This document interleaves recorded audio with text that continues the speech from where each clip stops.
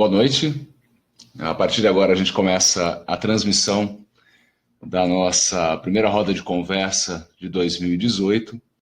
Eu me chamo Felipe Melo e que bom estar aqui começando mais esse encontro com voluntárias, voluntários, colegas de outras organizações, curiosas e curiosos.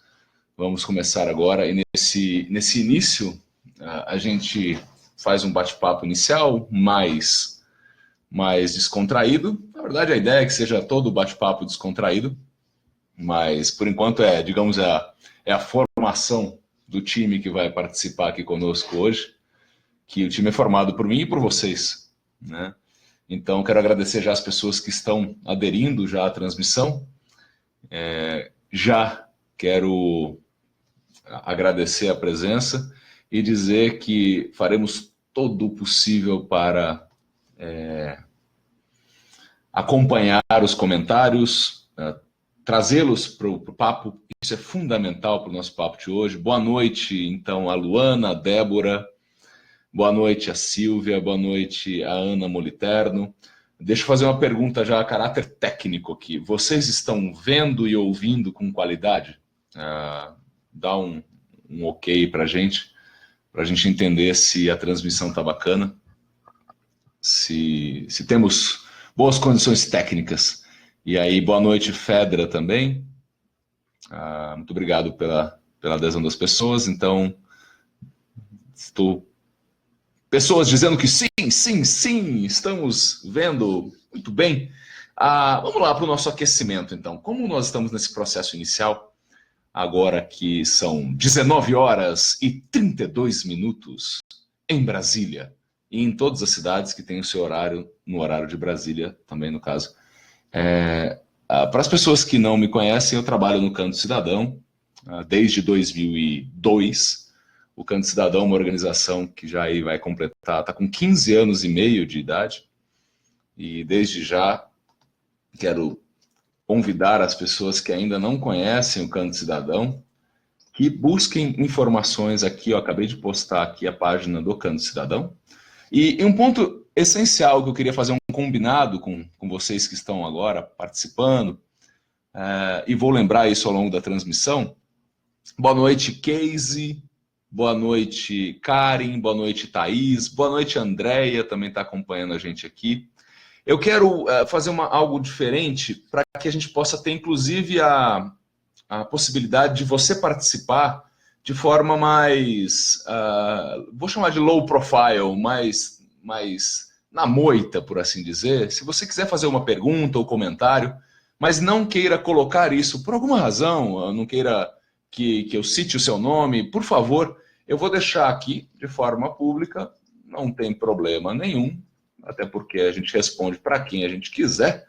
Eu vou colocar aqui, responde para quem a gente quiser, porque se começar a perturbar, eu não respondo, porque eu estou aqui compartilhando o meu WhatsApp. Meu telefone já é um telefone público e notório, está disponível para geral aí, faz tempo. Então, fique à vontade, por favor, para você mandar a sua pergunta, seu comentário, sua sugestão, sua crítica para o WhatsApp, se você se sentir mais, por alguma razão, se sentir mais confortável assim. O importante é que a gente tenha a participação, tá? Então, tá aqui o telefone, a operadora 11 982213304. Você pode fazer o seu comentário. Se você não quiser que eu cite o seu nome, só indica, falou, prefiro que não cite o nome, meu comentário é esse e tal. Tá bom? Então, vamos lá. Eu quero lançar uma provocação inicial, e a partir dessa provocação, com base naquilo que vier, a gente começa o aquecimento, porque como eu organizei uma possível pauta para o nosso bate-papo, dos acordos despertos, os acordos que a gente faz com a gente mesmo, os acordos que a gente faz com as pessoas com as quais a gente se relaciona. Estou falando dos nossos compromissos, estou falando da clareza que a gente tem com relação às causas que são as grandes motivações dos compromissos, e ao menos isso no caminho, na jornada da protagonista ou do protagonista, essa clareza de quais são as causas essenciais, quais são as causas pessoais, quais são as causas compartilhadas, com que clareza eu lido com as minhas com as minhas causas? E se as causas não estão claras, o quanto isso interfere no meu engajamento? Uma outra palavra que deve aparecer bastante no nosso papo, o nosso engajamento. Porque se é muito difícil a gente ter protagonismo sem causa, é porque se não há clareza das causas, se não há apreço pelas causas, talvez o nosso nível de engajamento, especialmente no passar do tempo, seja difícil de ser mantido. É como persistir em algo que você não tem mais conexão, não tem mais vínculo.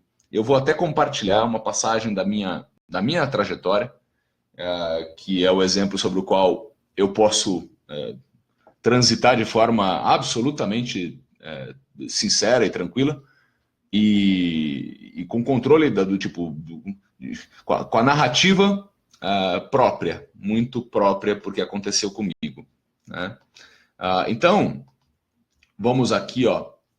Deixa eu fazer uma pergunta inicial, para que a gente possa avançar no nosso entendimento sobre vamos chegar aos acordos despertos para a vida e também para o voluntariado.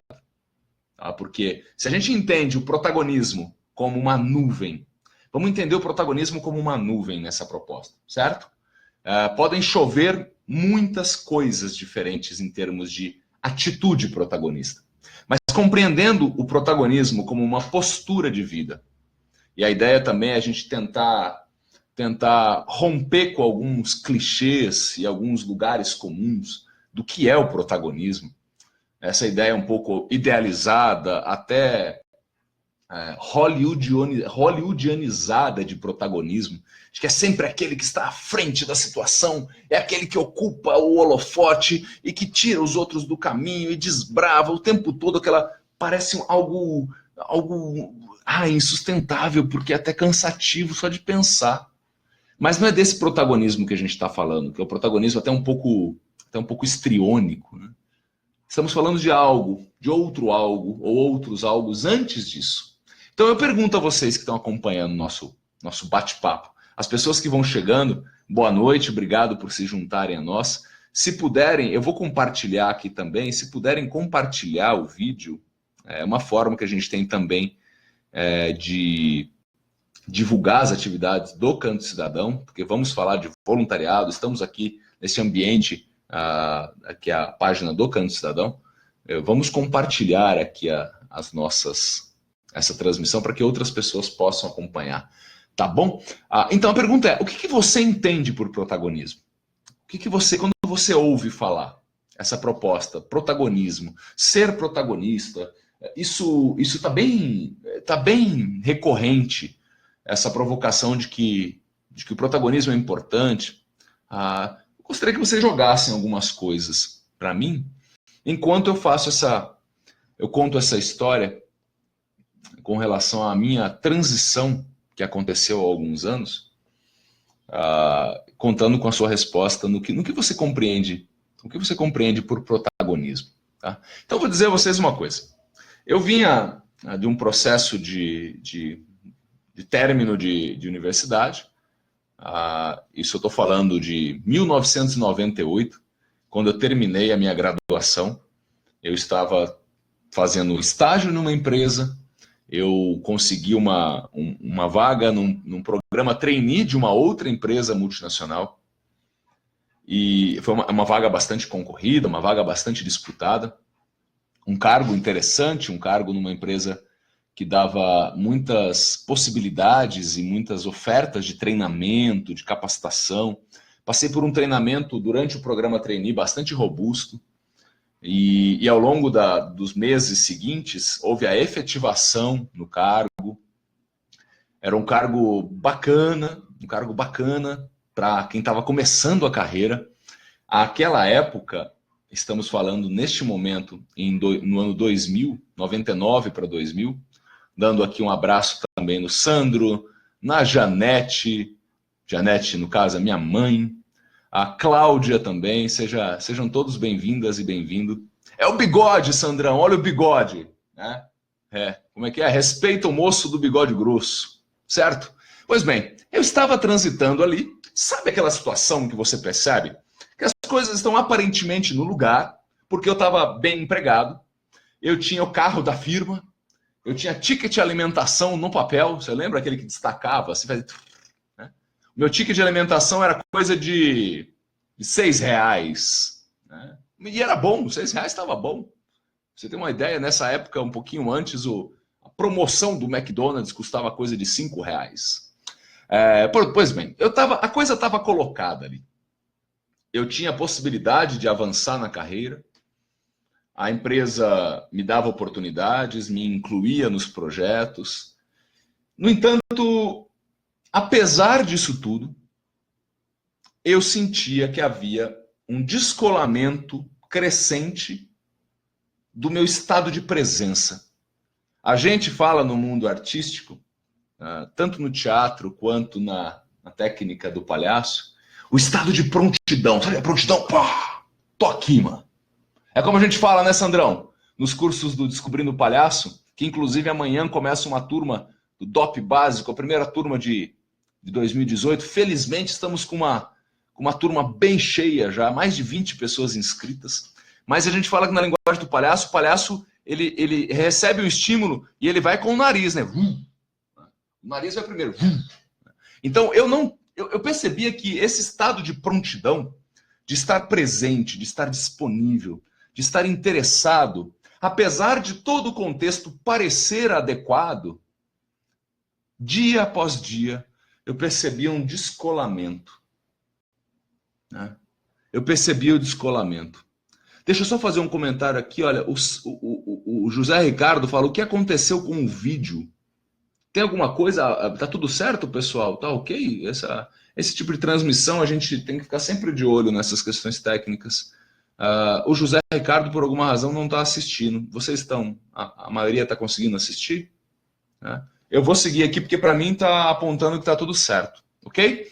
Então, chegou aquele momento que eu percebia que não havia. Eu quero que você me acompanhe agora. Não é que tinha algum momento em que eu sentia um decréscimo de energia. Porque isso é natural. Pensa que nós temos aqui, estamos transitando aqui nesse nível de energia, e aí nós temos algum tipo de acometimento emocional, físico, e aí tem um decréscimo, uma intermitência, e depois a gente volta para um estado mais elevado de potência, de agir, de energia, de compromisso, de engajamento. E depois tem mais um pouquinho, você cai um pouquinho, porque é uma questão de saúde emocional, física, enfim, um desconforto relacional. Boa noite, Jumara. Boa noite, pessoal. Que bom que está tudo bem. Percebe que é uma intermitência que me parece absolutamente humana e que cada vez mais a gente fala sobre a permissão para ser humano. Essa permissão fundamental da gente assumir a nossa humanidade. Então não era isso que estava acontecendo comigo, porque eu me peguei analisando um intervalo de alguns meses que eu não estava na intermitência, de novo, humana. Eu estava numa recorrência, num gráfico decrescente de energia, de engajamento. Isso me colocou numa situação bastante incômoda. Que bom, obrigado pela confirmação, pessoal, que está tudo bem. Ainda continuo aqui, fiquem à vontade para mandar seus comentários. Eu coloquei ali em cima o número do WhatsApp, tá bom? Aos poucos eu vou colocando de volta aqui também, para você comentar. Você pode comentar, claro, aqui. Mas também, se quiser um pouco mais que eu preserve a sua identidade, também pode mandar para o WhatsApp e eu não revelarei, ok? Então, a Ana Moriterno já faz uma pergunta. Felipe, posso pensar no protagonismo como um agir consciente dirigido pela vontade num determinado sentido? Bacana essa inspiração, Ana. O protagonismo como um agir consciente. Vamos guardar isso aqui, eu vou chegar nisso. O agir consciente. Tá? Vou até anotar aqui para... dirigido pela vontade.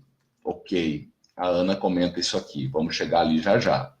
Tá? E aí eu estava naquele momento, e sabe o que me acometeu? Uma sensação bastante incômoda, que ao longo do tempo, depois e hoje, fica mais claro para mim, que era uma sensação de uma espécie de fraude. De fraude no seguinte sentido. Eu sabia que eu podia entregar mais. Eu sabia que eu estava jogando menos do que eu podia jogar. por conta desse descolamento daquela causa específica. Estou falando da minha vida profissional ali, onde tudo parecia no lugar, menos eu. Porque parecia que dia após dia eu ia menos para aquela causa. O corpo ia. Ou seja, não era um problema de absenteísmo. Ou seja, o corpo presente, ausente. O corpo estava presente. Mas eu era ali um praticante do presenteísmo, em que nós estamos em determinado contexto presentes fisicamente. No entanto, a gente sente que a gente não está entregando tudo que pode entregar. Porque não há uma conexão, uma vontade de agir. E aí já trago até a palavra usada pela Ana Moliterno, a vontade de agir. E aí a gente pode fazer já alguns encontros com muitos gigantes da filosofia, que falam da potência de agir, da alegria como potência, da vontade de existência, né? Ou seja, esses atributos do comportamento humano que nos colocam com tesão frente àquilo que fazemos. É claro que, preservando a nossa humanidade, vai haver a intermitência. Tem dia que a gente vai estar mais, ou tem período de tempo que a gente está mais, e aí tem um outro período em que a gente vai precisar se recolher um pouquinho, a gente vai precisar se preservar, a gente vai precisar serenar um pouco o corpo e a alma. No entanto, não há um gráfico decrescente. Pode haver o inverso, um gráfico crescente de engajamento, com algumas intermitências ou algumas oscilações ou estabilidades, alguns degraus e depois uma nova subidinha, enfim.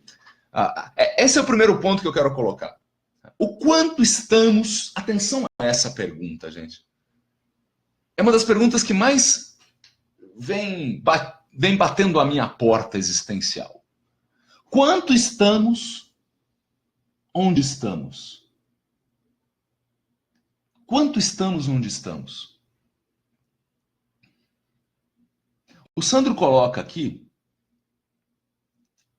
Felipe, cada dia mais penso como os romanos chamavam o trabalho de nec-otium, a negação do ócio.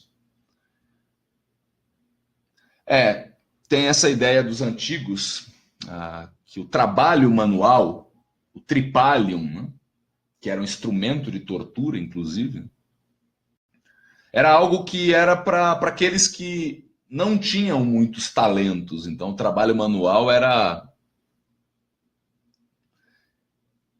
Os sábios não trabalhavam, por assim dizer. Os sábios exercitavam os seus talentos. O Sandro completa: aqui ócio é tempo livre para dedicar-se à arte e à ciência, algo digno de ser desejado. Sim. E aí a pergunta é: quanto estamos onde estamos? E para responder a essa pergunta, há de se visitar as nossas causas. Parece algo tão esquisito falar de causa, né? Parece algo muito distante da nossa realidade. Mas causa é aquilo que nos põe em movimento. Causa é o que nos dá vontade de agir. E quanto mais lucidez a gente bota na identificação e no abraço às causas, e aí, de novo, agradeço a Ana por falar aqui, agir consciente. E agir consciente, não estamos falando do agir pela razão exclusivamente, ou de trabalhar sempre na inteligência racional. A consciência, o estado de consciência, é esse estado de compreensão do que me bota em movimento. A Sandra Gaspar, boa noite, Sandra, fala: putz, verdade, quanto estamos de corpo e alma. É claro, Sandra, que em determinados momentos a parte do corpo, a razão, vai estar mais convidada para o processo. Tem outro momento que vai ser uma parte mais inspiracional. Mas quando você fala de alma, é essencial que exista esse cheiro, essa atmosfera de presença anímica. Anímica é de alma, porque ânima é alma. Nosso professor de latim, Sandro Fernandes, está aí para confirmar que a ânima, em latim, alma em português. E se a gente só mexer um pouquinho na palavra ânima, que claro, compõe palavras em português como ânimo, animar, animado, não é? A ânima, inclusive, como aquilo que faz o corpo não nos matar. Como lembra aqui o José Carlos Fontes, o automatismo está matando nossa causa. Olha, José Carlos, eu arrisco dizer que o automatismo não nos dá a chance, muitas vezes, de visitar, de lapidar e de saltar em direção ao abraço com a nossa causa. E não é conversa tola essa não, viu, gente? Olha lá o Sandro. Causa exige envolvimento, ele pensa. Sabe por quê, pessoal? Eu estou falando provavelmente aqui, se alguém não morar num contexto metropolitano de uma sociedade de consumo, que é o nosso contexto, da maioria das pessoas, eu pelo menos posso arriscar, estamos falando de cidades metropolitanas ou uma cidade de porte razoável e numa sociedade de consumo. Logo, nós temos um determinado estilo de vida que paira sobre todos nós. Bobeou é bobear com relação à consciência e à lucidez das nossas causas. Bobeou, a gente se mete no estilo de vida que muitas vezes nos faz fazer como um hamster triste. Que corre, corre, corre, corre, corre. Ou, numa metáfora um pouco mais elaborada, como Waldo Emerson disse no século XIX, disse ele no século XIX, meu irmão, se liga, que dava a impressão, dada a correria, olha, o cara está falando do século XIX, 1800 e bolas, dá a impressão que a gente corre sobre uma fina camada de gelo, sem poder parar, porque se a gente para, a gente afunda. A pergunta que fica é, correr para onde? Para onde estamos correndo? Não queremos parar porque senão afundamos. E continuamos correndo, mas correndo para onde? Eu estou fazendo esse preâmbulo com a ajuda de vocês. A Ana traz aqui, não dá para viver no vazio.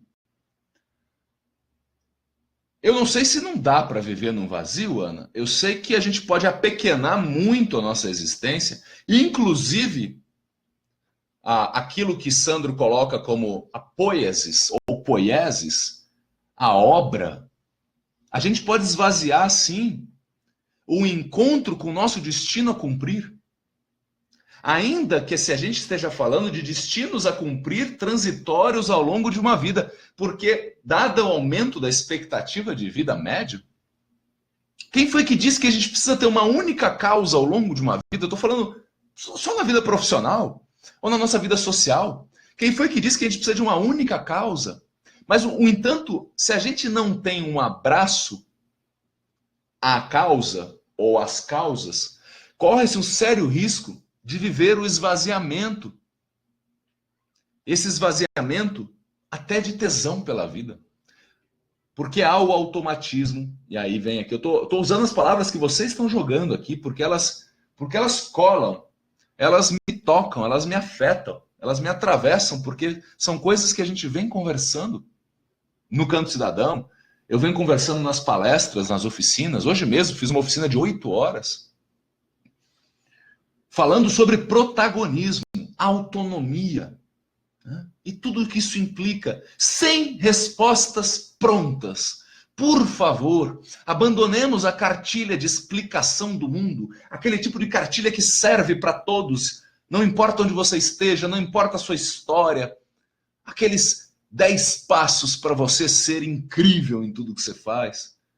Não sei se serve para você, mas me parece que não explica muita coisa. Ou se explica alguma coisa, talvez nos atrofie a possibilidade de reflexão sobre a nossa jornada.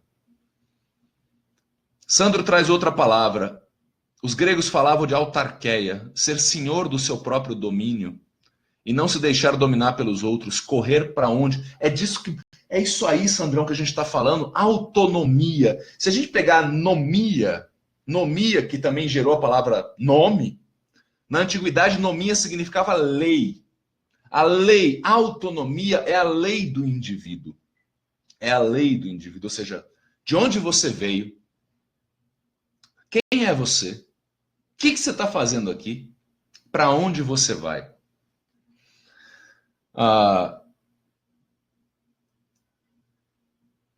Estou esperando vocês responderem mais coisas também, pessoal. Então, reforço a pergunta aqui. Ó.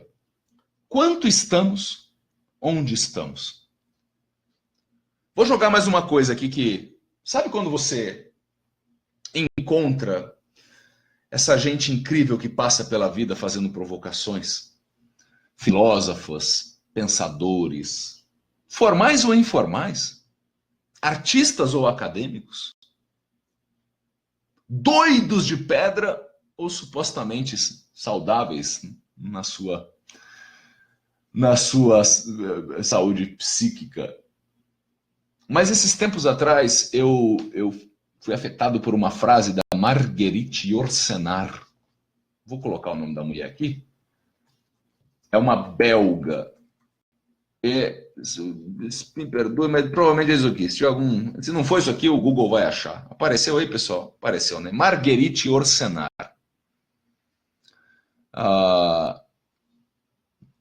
Ela disse uma coisa que acabou virando um fantasma na minha vida. Mas um fantasminha camarada, por assim dizer. Ela diz uma frase que é: nosso verdadeiro momento de nascimento é quando lançamos olhares sinceros sobre nós mesmos. Repito. Nosso verdadeiro momento de nascimento é quando a gente lança um olhar sincero sobre nós mesmos. Porque para a gente falar de acordos despertos, a gente precisa falar de olhar sincero sobre nós mesmos. Porque o auto-engano pode ser uma anestesia por algum tempo. Às vezes por uma vida inteira. E eu não estou aqui para julgar quem topa fazer esse tipo de condução da própria vida. Não é esse o ponto. Não sei se é certo, não sei se é errado. Não sei se isso que a gente está conversando aqui é a melhor forma de se viver. Sinceramente, não sei. Pode ter gente que escolha viver na suprema ignorância de si, absolutamente anestesiado de qualquer processo de autoinvestigação. Quem sabe a pessoa consiga ter um bom nível de vida, assim, porque é aquela coisa de não querer transformar o seu mapa no território. Não é essa a proposta. Vou mais na linha da sociologia da compreensão. Menos definições e explicações do mundo e da vida e mais compreensão. Como o meu querido orientador do mestrado na Casper Libero, professor Dimas Kunsch, menos pontos finais e mais vírgulas e reticências. E aí aproveito para citar outros autores, para quem quiser dialogar um pouco com essa turma. Estou citando aqui, ó, Edgar Morin, Michel Maffezoli, Zygmunt Bauman. Gente da pesada. Gente da pesada agora que viveu. Maffezoli está vivo. Bauman viveu até pouco tempo atrás e Morin também. Gente que viveu o tempo que a gente chama de pós-modernidade. Gente que é contemporâneo nosso, questionando essa explicação do mundo.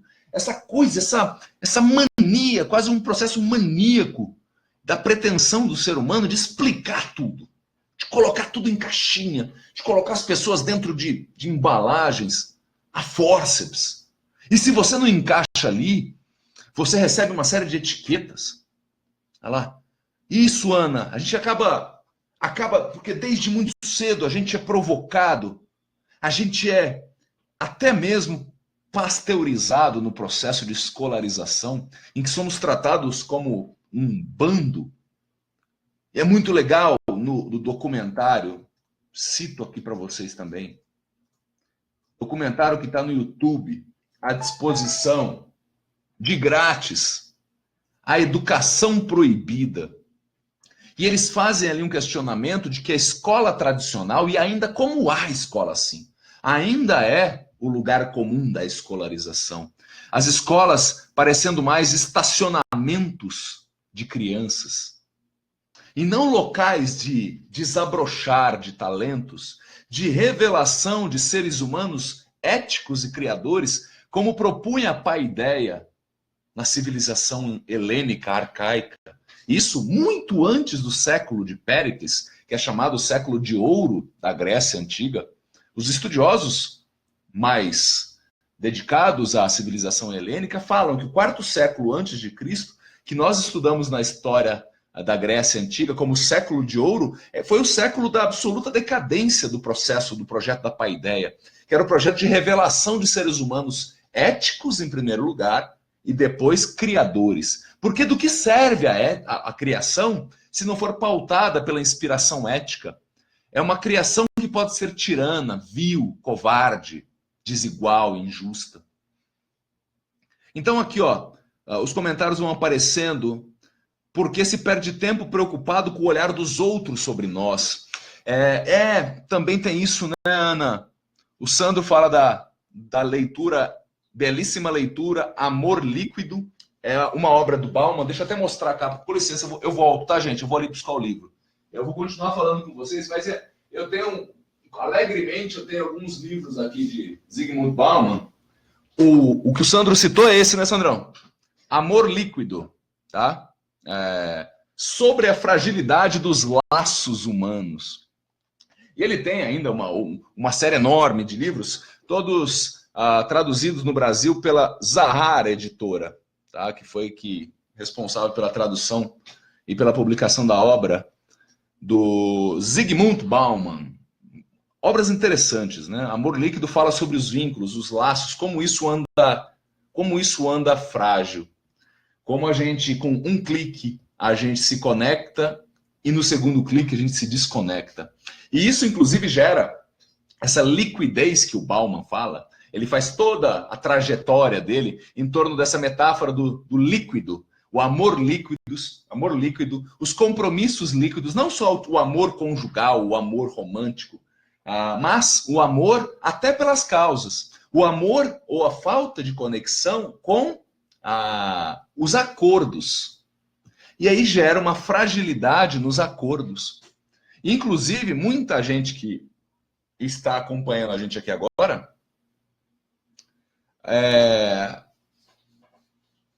faz voluntariado. E talvez vocês tenham já convivido ou tenham até pensado naquela ideia do voluntariado como algo que não tem o mesmo nível de responsabilidade que uma atividade profissional, por exemplo. No entanto, lá no Canto Cidadão, 2017 foi um ano muito, muito importante na transição da gente virar a chave de que voluntariado, sim, não pode ser tratado como liquidez, como faz quando dá. É um acordo absolutamente responsável, porque a gente está falando da fundação de um país.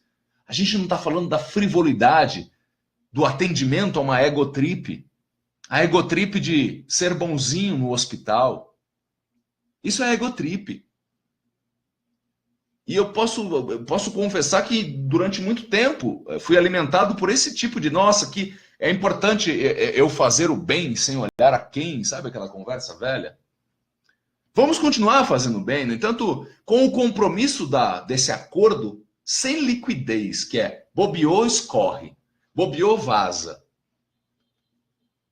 Mas com um acordo como se fosse algo absolutamente do mesmo padrão de que qualquer outro acordo. É só um parênteses para a questão do voluntariado.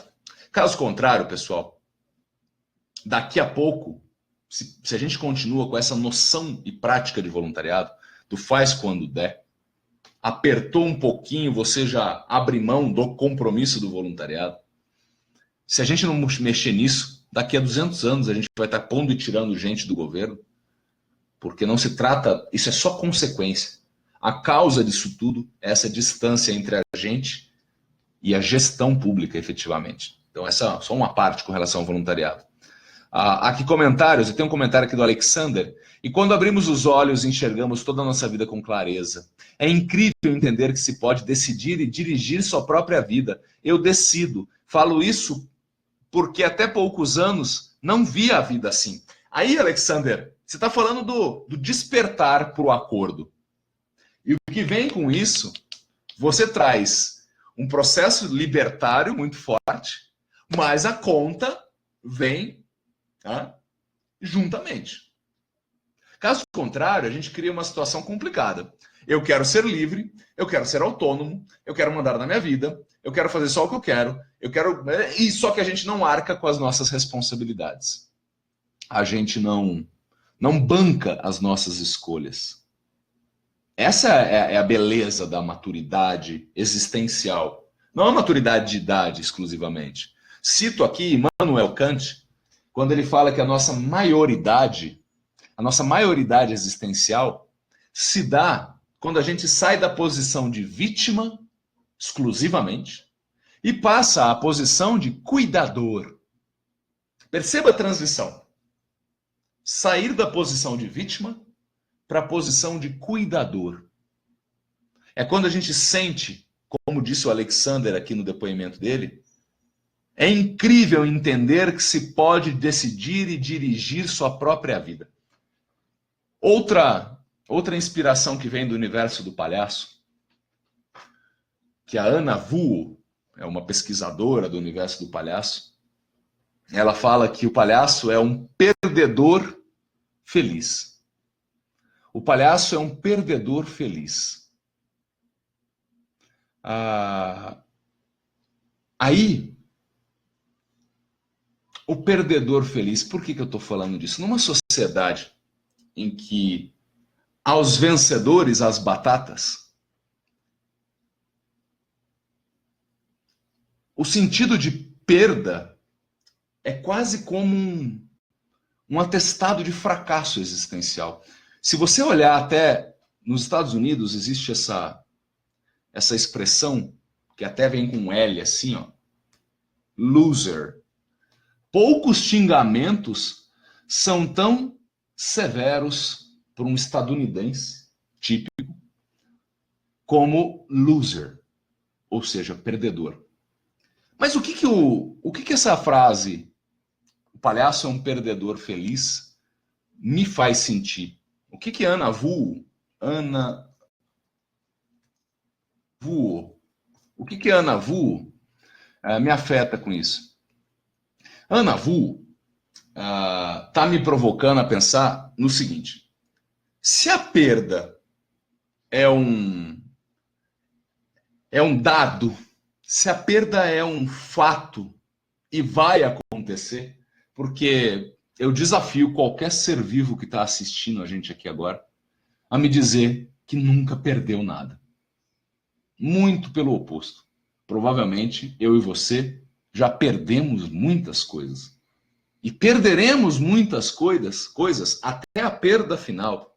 E eu não vou falar de vidas fora desta vida, porque é um outro assunto, né? É um assunto que aí vai para um lugar que é difícil da gente tratar. A gente precisa falar filosoficamente sobre a vida, esta vida. Porque se a gente falar de vida eterna, fica difícil falar da vida atual, tá? São assuntos muito diferentes. Respeito todas as crenças, todas as manifestações de fé, mas estou falando dessa vida aqui. Então, se a gente sabe que vai ter uma perda final, uma série de perdas anteriores vão acontecer. E muitas vezes a gente fica com medo de assumir o nosso fracasso. E o Sandro fala aqui do palhaço como um fracassado convicto. Não quer dizer que ele é um ser que não busca a graça, que não busca a potência, não está curioso. O palhaço é um ser que está procurando coisa. Ele tem a ânima, ele tem a vontade de procurar. No entanto, quando ele sofre uma derrota, ele transforma aquilo em algo engraçado. Ele transforma aquilo como ele põe comicidade onde haveria sombra. E com isso ele ressignifica o que a gente poderia chamar de perda. Ele trata como uma experiência, como uma vivência, como uma oportunidade de jogar, mesmo que saia com um hematoma. O Milton Nascimento, naquela música Caçador de Mim, ele tem um trecho que ele fala assim: nada a temer senão o correr da luta. Nada a temer senão o correr da luta.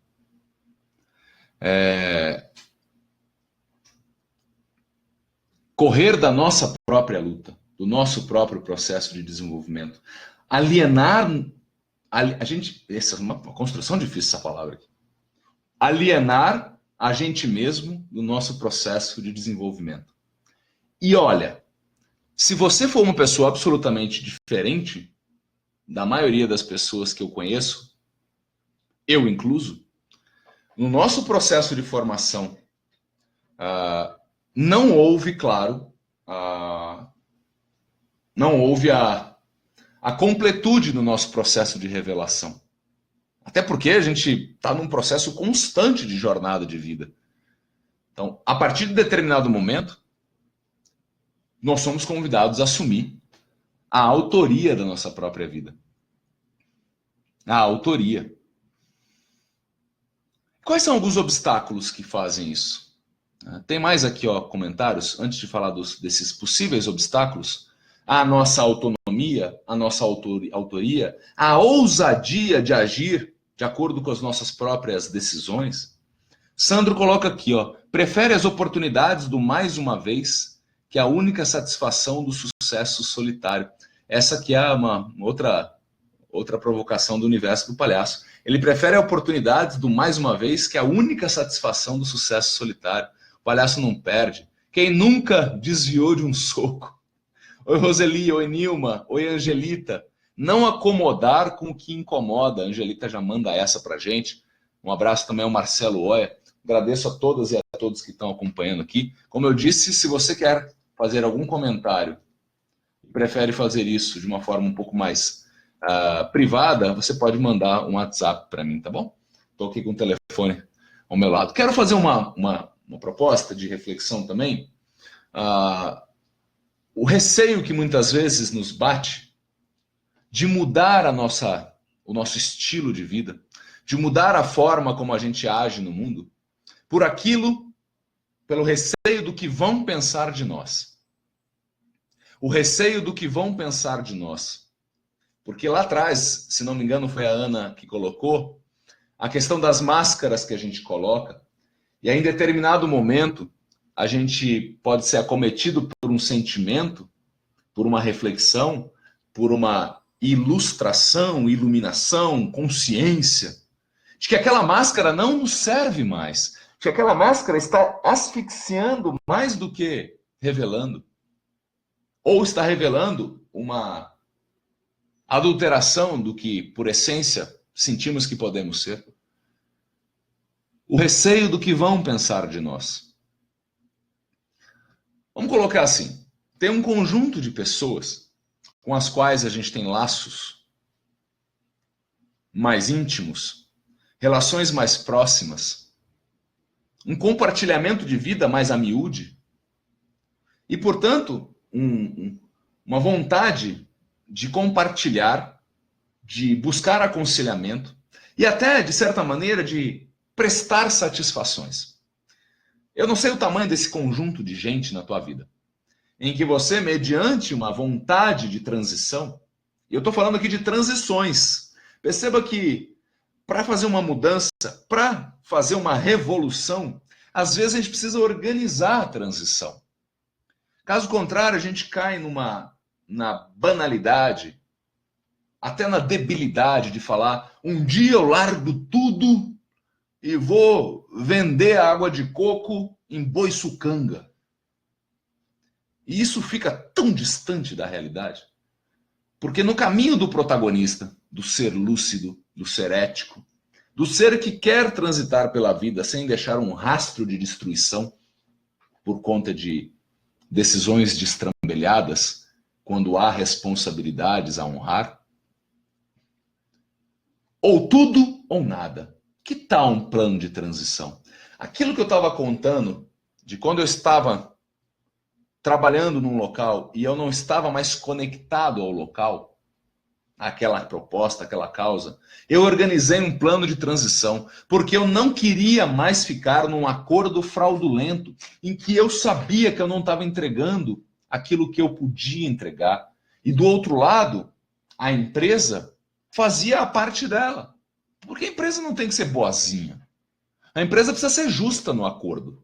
Esperar a empresa boazinha, esperar a cônjuge bonzinho, esperar a sociedade boazinha, é aquela vitimização do cuida de mim. O oposto do que Immanuel Kant estava provocando, do tipo que a maioridade vem quando a gente sai da exclusividade do papel de vítima e vai para o papel de cuidador, de si, do outro, do mundo, para que compartilhemos cuidados. Essa é a ideia da cidadania. Cuidados compartilhados, para que possamos conviver. E professor Clóvis de Barros Filho apresenta a ética de uma forma tão clara.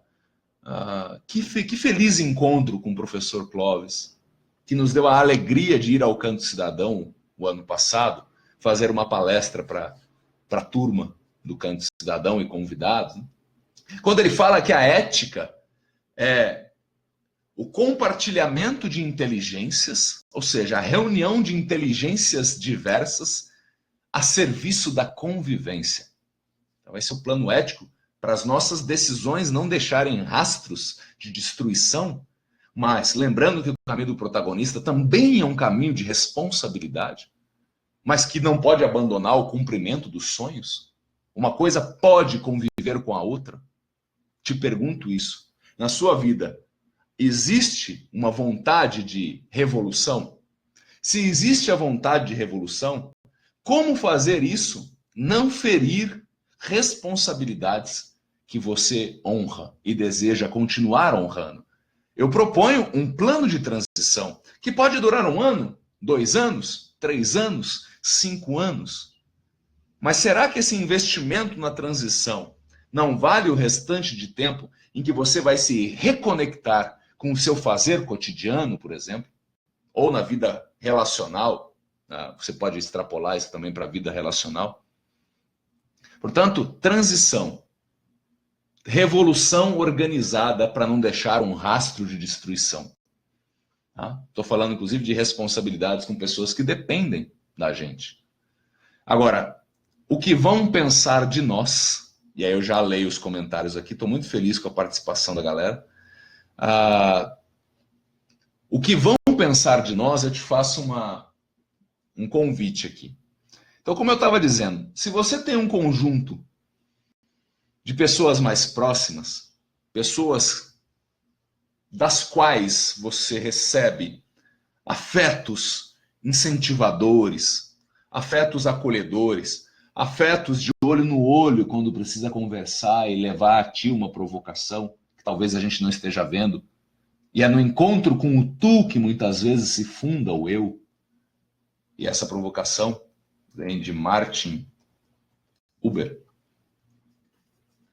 Em contrapartida, essas são o núcleo de pessoas com as quais a gente quer manter esse nível de diálogo. Mas muitas vezes a gente deixa de fazer transformações não só por essas pessoas que torcem por nós. A gente tem receio do universo que está olhando para a gente. O que vão pensar de nós? O que vão pensar de mim se eu começar a fazer um curso de teatro aos 40 anos? O que vão pensar de mim se eu virar palhaço aos 50? O que vão pensar de mim se eu buscar um novo emprego? Se eu romper com a lógica da corrida, do hamster, em busca de velocidade, velocidade, velocidade, e eu começar a apostar em direção em vez de velocidade? Se eu começar a viver uma vida mais frugal, com menos consumo, com menos coisas e mais causas, certamente haverá apedrejamento por perto.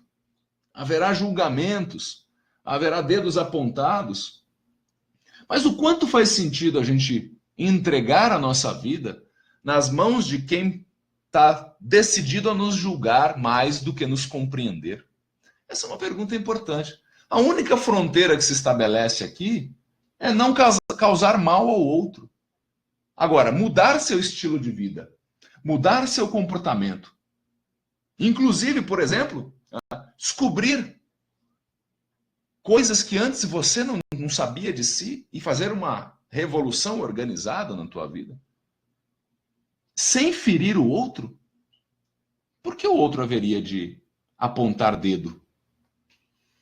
E por que a gente haveria de levar em consideração tanto esse dedo apontado, a ponto de interditar vontades de mudança? São essas reflexões aqui, ó. Vou até aproveitar para trazer aqui, olha aqui, a Nilma trazendo muita chuva aqui no Ipiranga. Cheguei agora. Seja bem-vinda, Nilma. A Cláudia traz aqui, o trabalho voluntário tem me trazido um novo sentido, me traz reflexões constantes. Para mim, estar presente nos hospitais e viver essas conexões é exatamente viver esses sentimentos que você comentou. Estar presente de corpo e alma e a vontade de ver a transformação do outro e a nossa. Tenho trazido isso para as minhas relações cotidianas. O Sandro diz que a obviedade é que mata, nos torna letárgicos. É a inércia da repetição. E assim, convenhamos que se você está consciente, se você está lúcido, se você está esclarecido de que a tua obra, é aquilo ali, é ali que você quer depositar a tua energia, não precisa necessariamente ficar fazendo revoluções por minuto. Não precisa. Quem falou que precisa? Quem falou que se você não mudar o tempo todo, você está ficando para trás? Qual é a comparação? Quem está competindo com quem? Percebe que essa lógica da competição, da comparação entre pessoas, é mais fácil a gente comparar uma banana com um abacaxi do que duas pessoas. Pela distinção geográfica, topográfica, só para falar do óbvio, e sem falar deste universo absolutamente idiosincrático e individual e inerente a cada um de nós, que impede qualquer natureza de comparação ou competição. Isso é típico da sociedade da comparação, que gera tristeza. É a fábrica da tristeza. Quando o Sandro fala que a obviedade que mata nos torna letárgicos, eu me lembro de Adib Jatene, doutor Adib Jatene, um médico cardiologista envolvido no projeto do INCOR, Instituto do Coração, onde felizmente o Canto Cidadão realiza atividades artísticas. Dr. Adib Jatene, em certo momento, disse: não é o trabalho que mata, é a raiva. Então, quando ele fala algo assim, me toca no seguinte sentido: não é o empenho de energia, não é o cansaço por conta da execução de uma tarefa, não é o suor da testa, essa água divina, o suor pela entrega a um trabalho.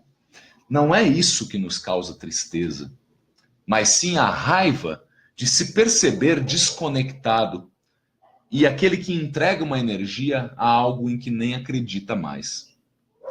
E se esse for o caso, da gente estar fazendo algo em que eu não estou conectado, se eu estou ainda nesse local, que eu pelo menos me lembre da causa que é, eu trabalho para gerar dignidade para mim e ou para quem depende de mim.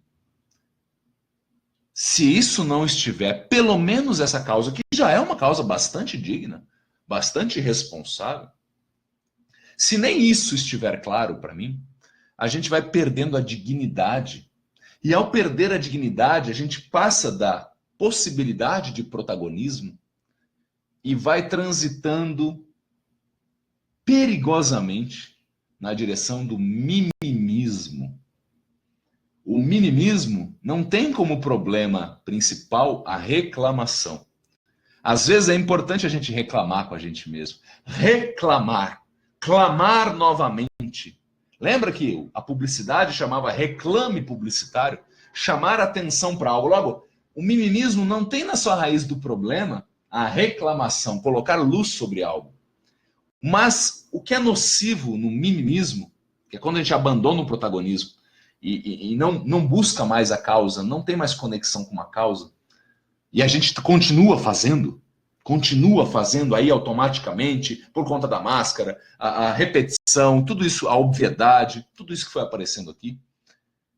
Reclamar é importante. O problema é não propor nada e ainda colocar defeito nas propostas alheias. Porque daí nos colocamos numa posição de preguiça existencial ou uma incapacidade que não vai ao encontro de ajudas. E ainda hoje nós temos a possibilidade de diversas formas de apoio. Terapis, em grego, significa abrir portas. Terapias diversas estão à nossa disposição, umas mais, outras menos, por conta até de questão de investimento financeiro, mas há mais possibilidades da gente buscar o diálogo, a reflexão compartilhada, para escapar da ideia do eu reclamo, não proponho e começo a pôr defeito nas propostas alheias. É quando a gente vai ficando com uma nhaca existencial. E isso vai nos turvando e vai nos apequenando a capacidade de estar no mundo e de mudar no mundo e de se mudar no mundo. Flávia, dizendo aqui, o Clóvis é maravilhoso, adorei ver sua palestra em uma das nossas tarefas no processo de voluntariado. Tirei grandes ensinamentos, a gente sugere no caminho do protagonista, no processo de preparação de voluntárias e voluntários, doutores e cidadãos, a gente tem uma palestra que está disponível aí no YouTube, chama-se Felicidade, coloca lá, Felicidade, Clóvis de Barros Filho. Vou colocar aqui a referência, Felicidade, Clóvis de Barros Filho. É uma palestra que trata dessas questões do processo de alimentação da nossa energia de viver, que ele chama de tesão pela vida. A Flávia continua dizendo que a cada dia de um novo encontro saio carregada de boas energias e lições para a vida, vivendo e compartilhando histórias. Estar no corpo do palhaço me torna um ser fantástico, onde me sinto confiante, confortável e pronta. Sabe que eu me sinto assim também, Flávia, por uma questão fundamental. Como a gente disse há instantes, o palhaço não tem um compromisso com acerto em tempo integral. O palhaço não é um vigilante de si mesmo que se cobra o acerto. Porque fora do palhaço, muitas vezes a gente tem essa máscara de eu preciso acertar o tempo todo. Eu não posso arriscar, eu não posso ousar. Isso vai atrofiando nossa capacidade. A gente muitas vezes chega à beira de trampolins e nem salta e nem volta para procurar outro trampolim. Ficamos à beira do trampolim. A Cláudia diz, sim, justamente porque vivem rotulando pessoas e atitudes. E muitas vezes a gente faz isso também, né? A gente faz isso com a gente, com os outros. Né? Roseli, o que vão pensar de mim é problema deles, não meu, não importa. Sandro Fernandes, é a história do lobo, né? Dócil ou nocivo? A história do lobo traz essa reflexão, né? Resumindo a ópera toda, é que muitas vezes aquilo que a gente acha que está nutrindo a gente pode estar matando a gente, se a gente estiver anestesiado. Anestes é a palavra grega que gera a palavra em português anestesia. Anestes, a ausência de estima, de sentimento. É bom estar anestesiado na mesa de cirurgia. Aí é bom, né? Tomara que a anestesia pegue e que não cesse até o fim da lascada que a gente vai tomar na cirurgia. Mas caminhar pela vida anestesiado, do autoconhecimento, das relações sinceras e de troca de conhecimento com o universo do outro, com a construção de pontes, de visitas mútuas, é um processo triste de falta de estima, de ausência de emoção, de movimento. José Ricardo coloca, acho que é possível viver sonhos que ajudam, se doar para os outros, ser protagonistas da nossa vida para desenvolver para nós e para os outros. Nesse sentido, somos responsáveis de desenvolver para deixar um caminho de construção. Ainda tem isso, né, Zé Ricardo? Tem isso, que o caminho do protagonista, muitas vezes, é um caminho que abre possibilidades. Quantas jornadas fundamentais foram feitas antes de nós para que aqui pudéssemos estar? Quantas pessoas escaparam da obviedade, escaparam dos rótulos, escaparam das críticas, escaparam das pancadas que levaram, alguns pagando com a própria vida, para que deixassem um legado, Porque muitas vezes, para pessoas que encontram o seu destino a cumprir, e não é de graça encontrar o destino a cumprir, porque uma vez que você encontra o destino a cumprir, se você se dá ao direito de ser um traidor do destino a cumprir que foi descoberto, você morre a cada dia que você vira as costas para o destino a cumprir que você descobriu. Mas não é de graça cumprir um destino, porque muitas vezes você vai ter que transgredir, você vai ter que provocar mudanças. Posso citar 2 exemplos? Martin Luther King, Gandhi, só para falar dessa turma mais da pesada mesmo. Se a gente falar de Rosa Parks, uma mulher nos Estados Unidos que desafiou o apartheid que existia nos Estados Unidos, até recentemente, até a década de 60, 70, onde brancos e negros eram tratados de forma desigual. É claro que o preconceito racial ainda existe de forma mais velada, por lá e por aqui nem se fala, também bastante. No entanto, essas pessoas que peitam, porque não podem não peitar, porque decidem não apequenar a própria vida. E olha que eu não estou falando da nossa vida, não estou nem falando dessas causas gigantescas. Mas que tal a gente ficar com esse pensamento de que, ainda que seja simbólico o pensamento, melhor morrer em pé que viver de joelhos. Melhor morrer em pé que viver de joelhos. Estou falando até de mortes simbólicas. Vou adiante aqui, ó. A Hélia. Olá, estou muito feliz de estar neste plano de transição, mas julgamento é inevitável.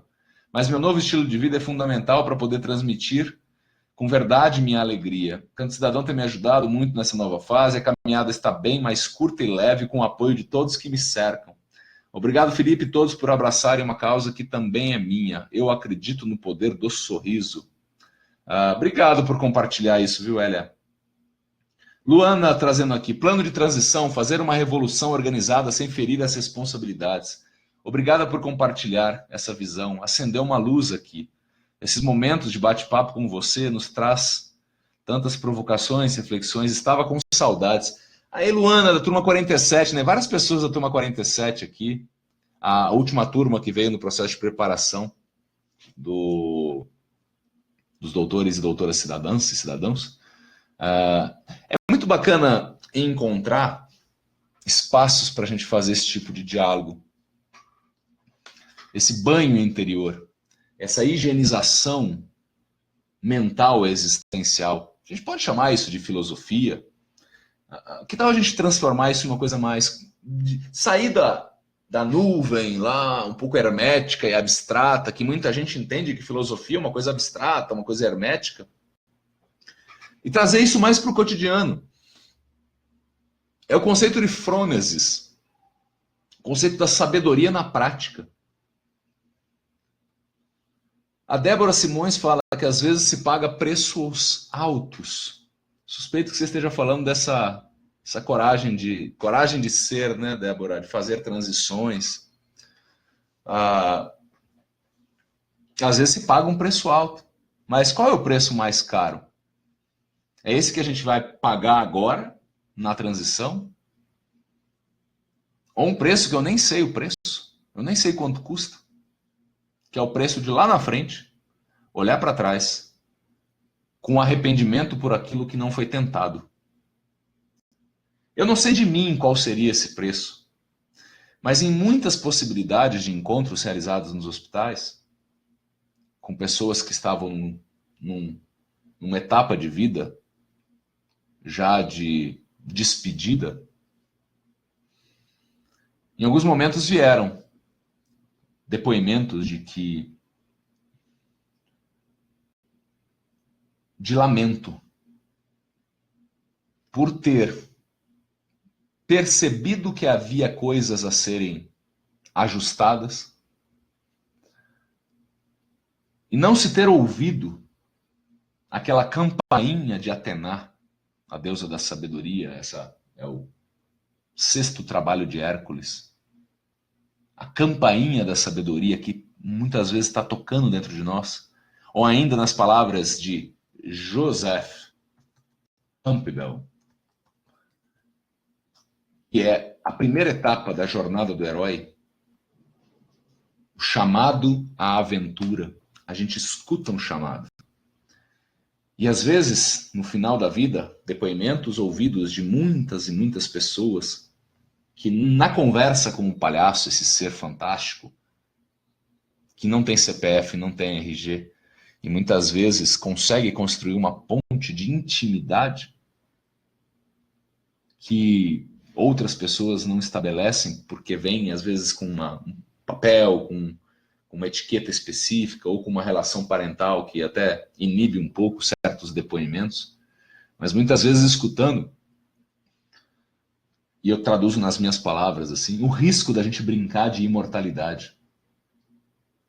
E por brincar de imortalidade, eu estou querendo dizer a postergação, a procrastinação de transições que já sabemos importantes, de fortalecimentos de musculaturas nossas, emocionais, existenciais, até mesmo técnicas instrumentais, a postergação sob justificativa de tenho tempo para isso, tenho tempo para isso, tenho tempo para isso. Eu vou terminar o nosso papo daqui a coisa de 15 minutos, mais ou menos, com o final de um texto que eu tenho muita alegria de ter escrito, que se chama Quem muito procrastina pode acabar se defenestrando. Eu vou tentar explicar. Mas o resumo da ópera, se alguém por acaso não ficar até lá, é o risco que a gente pegar birra do nosso próprio canto. A gente pegar birra do nosso próprio canto, porque não sai do canto para a prática, fica no discurso. Às vezes o discurso interno que está claro para a gente. Mas por uma série de razões, muitas delas compreensíveis, porque o medo é respeitável. O medo não é algo que a gente deva ignorar e nem apontar dedo de forma desrespeitosa. O medo é uma força importante. No entanto, o medo não é o contrário de coragem. A coragem é o enfrentamento do medo, e não a ausência do medo. A ausência do medo é desgoverno, é destrambelhamento. Provavelmente vai causar problemas sérios. Olha aqui, ó, quero agradecer o Paulo também, dizendo que ótimas reflexões. Obrigado, Paulo, pela presença. Um grande abraço para você. A Andréia dizendo, fazer de forma bem feita aquilo com o qual a gente se compromete. A gente anda falando muito lá no Canto Cidadão sobre a ideia da gente organizar, simplificar e caprichar. Organizar é compreender o que está rolando na minha vida. Para a gente sair da repetição, do ato contínuo, para a gente sair do tipo, acabou o ano, começou outro ano e está naquela mesma vibe, não houve um processo de higiene mental, não houve um processo de conversa interior, não houve um processo de reconexão com as causas, a gente vai como passageiro inerte do nosso próprio veículo. E é um perigo isso, porque se a gente é passageiro do nosso próprio veículo, a gente pode ir para um lugar que a gente nem queria ir. E lá chegando, lá na frente, corre-se o risco de começar a procurar culpados para colocar a responsabilidade da gente ter chegado num lugar diferente daquilo que tínhamos imaginado para nós mesmos, ou sonhado, ou sentido, ou desejado. Organizar, tomar pé da situação. O que eu estou fazendo? O que está pegando na minha vida? O que está faltando? O que falta em mim? Para quem sabe fazer a gestão da falta que eu sinto. Porque não é só falta no mundo, falta na gente também. Depois de compreender essa organização, o simplificar é ter essa sutil capacidade, mas muito nobre, de identificar o essencial do momento. Qual é o essencial do momento? Qual é o essencial? Recentemente eu li um livro Eu quero até compartilhar. Vou pegar de novo, porque me surgiu. Tá aqui pertinho, né, gente? Eu não vou embora, não, tá? Enquanto isso, pode ir lendo aí o que está escrito na parede. Coisas interessantes escritas. Esse texto aqui, achei interessante. Nada de... Não vamos comparar a citação de Bauman com essa. Mas pode ser interessante, ó. A sutil arte de ligar o foda-se. Me perdoe se alguém aí se ficar ofendido com foda-se. Não é meu perdão, não é minha intenção ofender ninguém, não estou nem mandando ninguém se fuder no sentido pejorativo, não tá? Mas é um livro que trata dessa ideia de que às vezes a gente precisa desapegar de algumas coisas. A gente precisa limpar o terreno um pouco. Dizem que é um ditado japonês. Eu não sei se é japonês mesmo, porque eu não falo japonês. Então, alguém pode ter mentido para mim. Porque eu não tenho como comprovar se é mesmo. Mas o que esse ditado fala, esse provérbio, é no vazio do jarro que se põe as flores. Porque se o vaso está cheio, se o vaso está complexamente lotado, como é que a gente vai pôr flor nova ali? Às vezes a flor está murcha, a flor está, como diz, a flor está morrida. Ou é flor de plástico. E não tem espaço para o novo. Então, simplificar é observar o essencial. O essencial da vez, que pode mudar daqui a pouco. Mas qual o essencial da vez? O que é aquilo ao que ou a quem você deseja se dedicar? E mergulhar, verticalizar a entrega nesta tarefa, nesta relação, nessa pesquisa, nesse estudo, nessa vivência. É claro que quando a gente escolhe verticalizar em algo, a gente vai ter que abrir mão de outros algos. E é isso que ele fala, de ligar o foda-se para algumas coisas, porque ninguém dá conta de tudo. Ao mesmo tempo, não tem como fazer isso. Nem o Batman vai conseguir fazer isso. E o Batman, nem o Mussum, que o Mussum é Forges, né? E aí, simplificar, organizar e compreender em que pé está. Simplificar é encontrar o essencial da vez. Estou falando de tarefas cotidianas. A hora que você for escrever um e-mail, esse é o essencial da vez? Vamos para a terceira coisa. Caprichar. Caprichar. Porque o capricho não é só a entrega para o outro, como um acordo de gente decente, de gente íntegra, de gente que faz o melhor que podia fazer. É o arete grego. Ser o melhor que eu posso ser a partir do que eu sou agora. No capricho vem a tensão do desenvolvimento. A tensão que gera um ruído da minha forma atual para o que eu posso vir a ser. E aí se dá o processo de desenvolvimento. Quando eu cutuco o meu limite. Quando eu cutuco a minha fronteira atual e fundo um pouco mais de mim mesmo. Porque eu caprichei. Porque eu não fiz mais do mesmo. Porque eu estava desperto na entrega do acordo. Seja ele um relacionamento. E tudo isso, de novo, não é de graça. A gente vai meter a cabeça na parede. A gente vai tropeçar. Porque isso que a gente está falando é a montanha. E a gente não tropeça em montanha. A gente tropeça na pedra no caminho. A gente tropeça no miúdo da vida, no cotidiano. É aí que a gente vai tropeçar. No entanto, a mudança de chave é a gente perceber que tropeçou. É a gente parar de negar. É a gente parar de disfarçar. É a gente parar de representar. No mau sentido da representação. Organizar para simplificar, para caprichar. Assim a gente vai honrar os acordos feitos. E vai cutucar o nosso limite, como a lagosta. Eu gosto dessas metáforas banais da vida, assim, sabe? Porque ajuda a gente a ter umas... Tem uma iluminação, assim. A lagosta, eu escutei em algum canto aí, deve ser de um para-choque de caminhão, mas desses que são legais. A lagosta, várias vezes ao longo da vida, ela, ao perceber que o seu corpo não cabe mais na sua casca, e ela tem uma casca dura, a lagosta, ela vai para debaixo de algumas pedras, lá nas profundezas dos oceanos, Ela vai para debaixo da pedra para trocar a casca de fora, para que ela caiba, o seu processo de desenvolvimento caiba. Não se atrofiar pela casca conhecida. Mas isso tudo há de se ter a coragem de desapegar da casca velha para o nascimento da casca nova. Olha aqui, ó, muitas contribuições, que bacana. O Marcelo traz: estou realizando o caminho do protagonista e confesso que estou ainda mais apaixonado por tudo isso.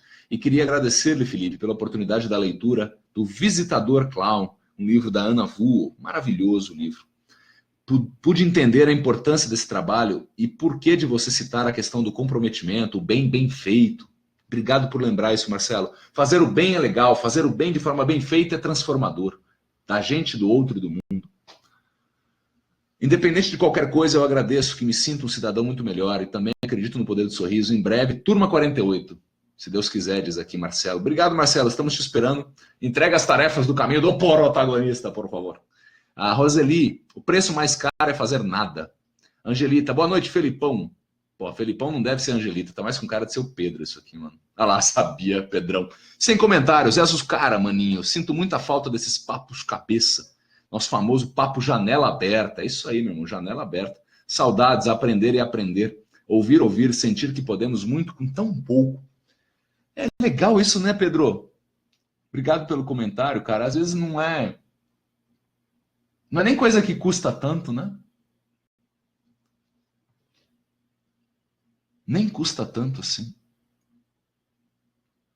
O custo é ter a coragem de trocar algumas coisas por outras coisas. Por exemplo, encontrar espaços como este, com pessoas com as quais a gente vai exercitar, deliberar, concordar, discordar, jogar fora, incorporar outras coisas. Sandro Fernandes fala aqui: interessados, interessantes. Valeu, Sandrão. Esse é o nome do livro onde eu reúno algumas crônicas. Paulo, obrigado pelas belas palavras. Obrigado pela companhia, Paulo. Um abração para você, viu? O Alexander: a culpa da minha vida é minha. O que a gente chamar de responsabilidade? Sim, não é frufru não, viu, Alexander? Porque tem coisa que a gente tem culpa mesmo. Não é escapar da semântica mais dura, não é isso não, mas é trocar a culpa por responsabilidade. Volto a Kant na audiência rotativa aqui, quando ele fala que a nossa maioridade decorre de um processo da gente sair da posição de vítima e passar a ser cuidador. Porque se a gente perguntar quem gosta de ser cuidado, reconhecido, respeitado, a gente levanta a mão lá em cima, né? Agora, se perguntar sinceramente quanto eu estou oferecendo de cuidado para valer, eu levanto a mão no mesmo lugar. Então, se, por exemplo, eu levanto a mão querendo cuidado aqui e estou entregando aqui, essa diferença entre o que eu quero ser cuidado e o que eu entrego de cuidado multiplicado por milhões, gera esse desencontro, esse desajeito. A gente querendo ser cuidado muito mais do que cuidando. A gente querendo que se interessem por nós muito antes do que a gente se torne interessado pelo mundo. É essa mudança de chave que eu estou provocando em mim, dia após dia. Sair do papel de mundo, interesse-se por mim. Esposa, se interessa por mim, daí você conhecerá o que eu tenho para te entregar. Empresa, se interesse por mim, aí sim eu vou entregar o meu melhor para você. Você percebe que a sua decisão de fazer, o seu potencial atual, depende do que o outro te provoca? Então percebe que você transita a sua decisão para o comportamento do outro? Não me parece um pouco arriscado isso? A Nilma Santiago: o universo é uma zona infinita, povoado por energia em trânsito. Logo, a vida boa é com energia, com potência de agir, alegria. Né, Nilma? A gente está falando, por exemplo, de Spinoza. Um filósofo, Baruch de Spinoza. Coloco aqui também, Baruch de Spinoza. Um filósofo lusitano-holandês, né, porque ele nasce em Portugal, mas vive a sua vida na Holanda, e que ele fala das potências humanas como variações da alegria, da presença da alegria ou da ausência da alegria. Ela, Nilma Santiago, citando aqui o Clóvis de Barros, né? A vida boa é com energia, com potência de agir, com acordos despertos. Olha lá, faltam 11 minutos para o fim do nosso papo, hein? Puxa vida, passando rápido. O bom da minha vida é meu também. Ana, obrigado por me lembrar disso, porque a gente está falando muito daquilo que falta. No entanto, eu venho me achegando a essa ideia que está sendo essa linha de pesquisa da psicologia, chamada a psicologia positiva ou ciência da felicidade. Recomendo aqui, ó, palestras desse professor de Harvard, Tal Ben-Shahar, que anda fazendo muito sucesso por conta de ser um professor reconhecido agora de Harvard, falando da ciência da felicidade. Então dá uma olhadinha, Tal Ben-Shahar, tem vídeos no YouTube de palestras na íntegra, algumas até com legenda em português e tal. E ele explica a ciência da felicidade, parar de olhar simplesmente para as nossas falhas, faltas ou gaps, se preferir. Parar de olhar para o que falta exclusivamente. Isso é importante. O que me falta é o que eu vou buscar. Mas o que eu já tenho? O bom da minha vida é meu também, ou seja, o que eu já posso desfrutar? E no desfrute, reunir potência, energia e alegria. A celebração pelo que eu já tenho. Podemos chamar até sem pieguice. Mas a gratidão é uma coisa importante quando ela é lúcida.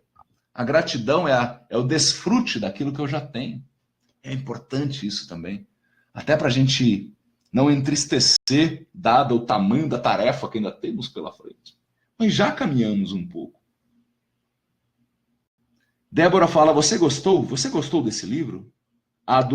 Você está falando da sutil arte de ligar o foda-se? Então, Débora, se você está se referindo a esse livro, eu diria assim, mas tem umas provocações interessantes. Isso eu posso dizer. Não é uma obra-prima que você fala, você sai bestificado com a... Mas, assim, uma leitura de um final de semana, que talvez valha a provocação. Né? Nesse sentido eu coloco como essa referência. Mas eu gostei da arte de ligar o foda-se. Ligar o foda-se não é se desconectar com as coisas. Ligar o foda-se não é atropelar as pessoas. A única fronteira que a gente tem que lembrar é não fazer mal ao outro. Não fazer mal ao outro é a fronteira. Estabelecida essa fronteira, estabelecida essa responsabilidade ética de não transferir ao outro as consequências do seu processo de revolução, não fazer com que o outro pague a tua conta, guardada essa lucidez ética, o que eu decido fazer, o que eu vou abrir mão ou não deveria ser decisão pessoal? Não deveria ser? Inclusive, o fato de não tomar decisão deve ser uma decisão pessoal. E não a gente dizer para o outro, eu não fiz isso por causa de você. E sabe aquele tipo de amor que você entrega e depois vem a conta e pá, na mesa. Sandro Fernandes, tô a cada dia quebrando pau com as moiras, seres mitológicos, senhoras do destino individual. Não é de graça esse processo. Não é de graça. Ou como ele não é um deboísmo, é uma linha filosófica atual, deboísmo. Parece que o tempo todo a gente tem que estar de boa. É uma escolha. Entanto, talvez a gente abra mão de outras coisas para estar de boa. Porque o desenvolvimento pessoal implica incômodo. Puta merda. Ops, não pode falar puta merda? Caralho, puta merda. Desculpa, gente. Aqui, ó. Quero já abrir o texto aqui, porque eu falei que eu vou terminar com esse texto.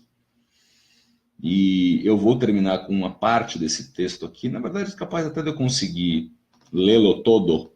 Quero agradecer, então, aí quem tá... Nossa, uma galera que tá aqui. Que bacana, gente. Estou super feliz com a participação. 114 comentários. Puxa vida, que bom. Silvia Nakashi. Acho que falta essa reflexão na hora do voluntariado. Onde tá faltando compromisso, organização do tempo, capricho. Adoro, Fê, o seu bem feito. Ô, Silvia. Gente, Silvia Nakashi, do Centro de Voluntariado, essa causa tão importante.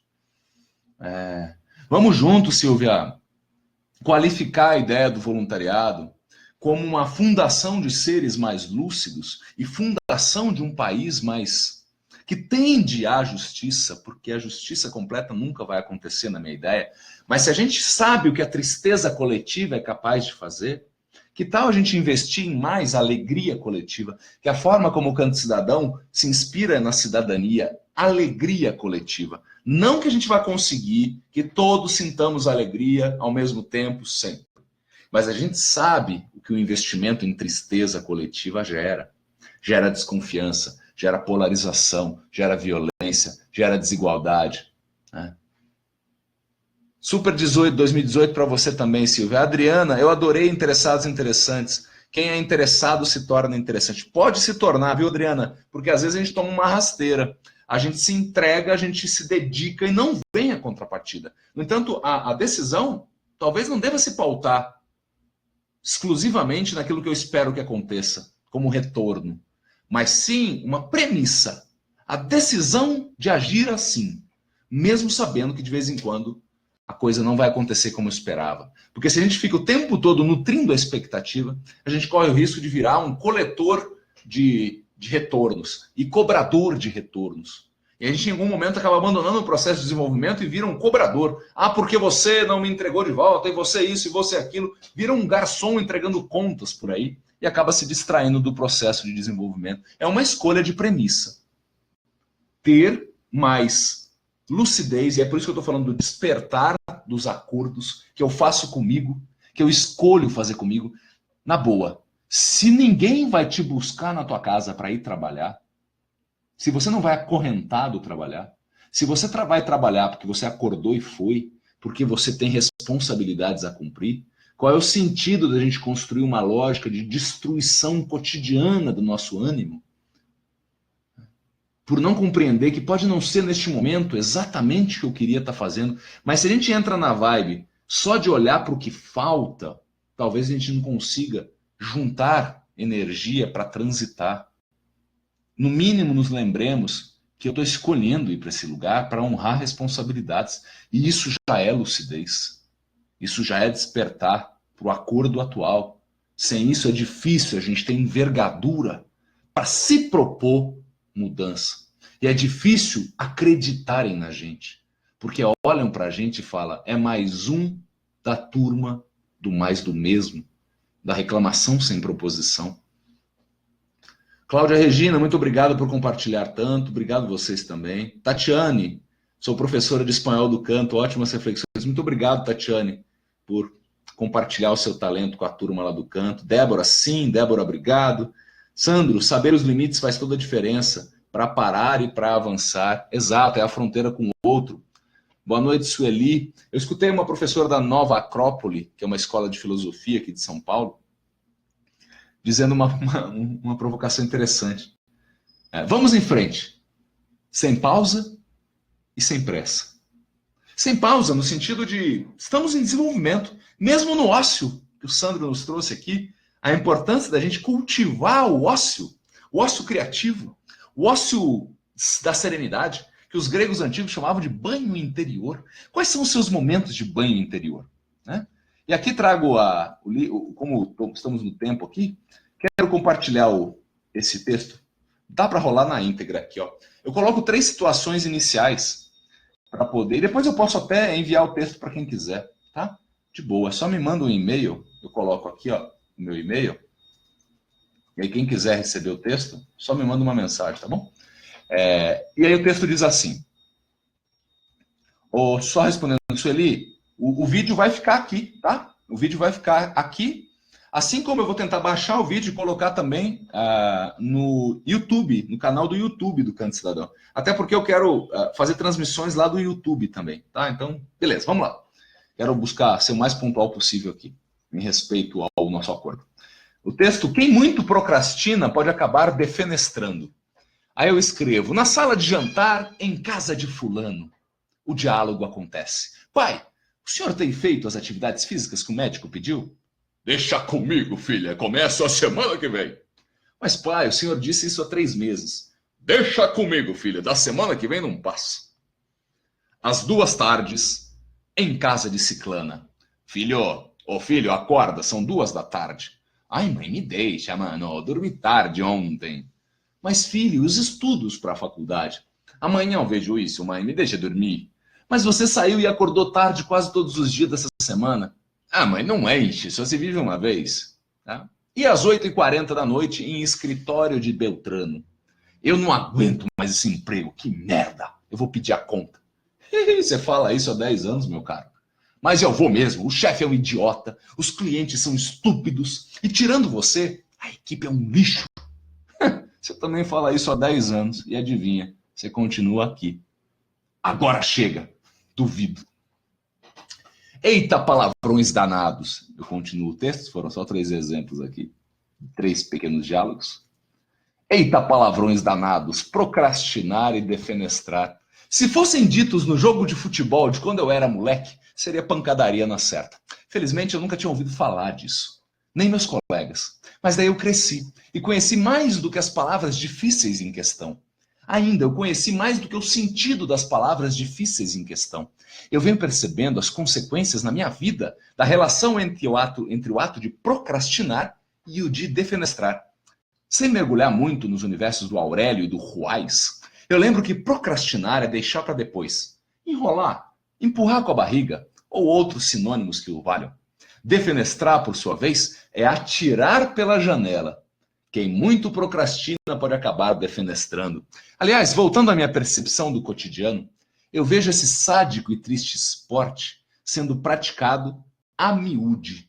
Gente, eu incluso, procrastinando decisões e atitudes importantes e assim defenestrando a própria vida e às vezes a de outros também. Saúde física, saúde emocional, emprego, relacionamentos, autoconhecimento, espiritualidade. Existe muito espaço para a prática da procrastinação. Somadas, essas decisões de não realizar o que há tempo sentimos que devemos realizar, parece que enferrujam o nosso pique vital. Aos poucos, vamos nos percebendo malandras e malandros conosco mesmos, cheinhos de justificativas e vazios de realizações.